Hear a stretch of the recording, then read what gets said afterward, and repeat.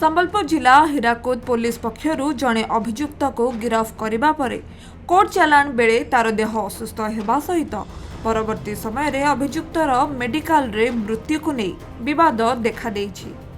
एने मृत अभियुक्तर परिवार लोके अभियुक्तर पुलिस माड़े मृत्यु होइथिबा नै अभियोग करने सहित हीराकुद थाना घेराव करिसेंति।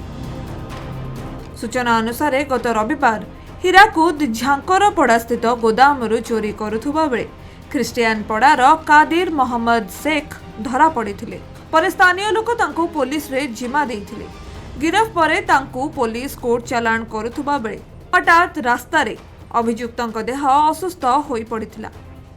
तांको प्रथमे जिला मुख्य चिकित्सालय को पठा जाइथिला। तेबे अवस्था संकटापन्न हेबारु बुर्ला मेडिकल तांको स्थानांतर करा जाइथिला। सेठारे डाक्टर तांको मृत घोषणा करथिले। अन्य पक्षे पुलिस हेफाजत रे थिबा बेले एपरि मृत्यु घटिथिबारु परिवार लोके कादिर मोहम्मद शेख को थाना रे माड़ मरा जायथिबार संदेह करुछंती एवं ए नेई सीसीटीवी फुटेज जांच करबाकू दाबी करी थाना घेराव करिछंती।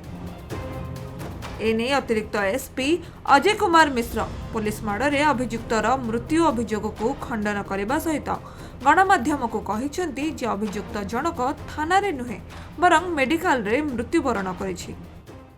हीराकुद ख्रिस्टियान पड़ार कादिर मोहम्मद शेख एज 27 इयर्स से गत 16/3/2025 समृद्ध प्रधान गोदाम घर चोरी करथिले बेले धरा पड़िथिले एवं तांको से धरिक पुलिस खबर देथिले।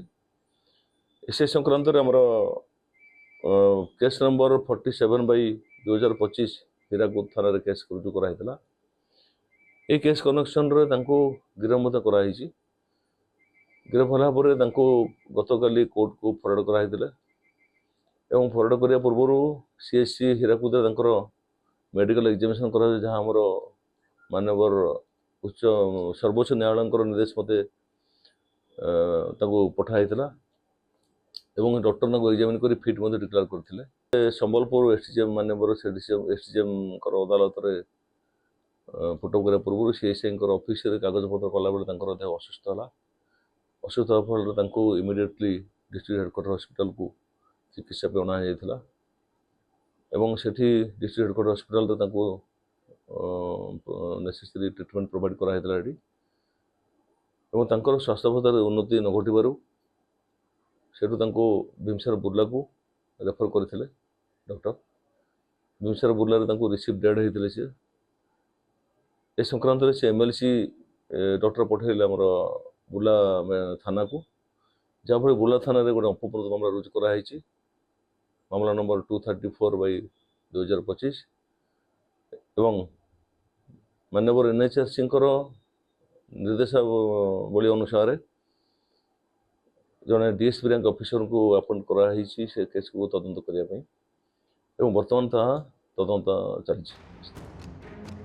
संबलपुर नवीन दास को रिपोर्ट खबर ओडिशा।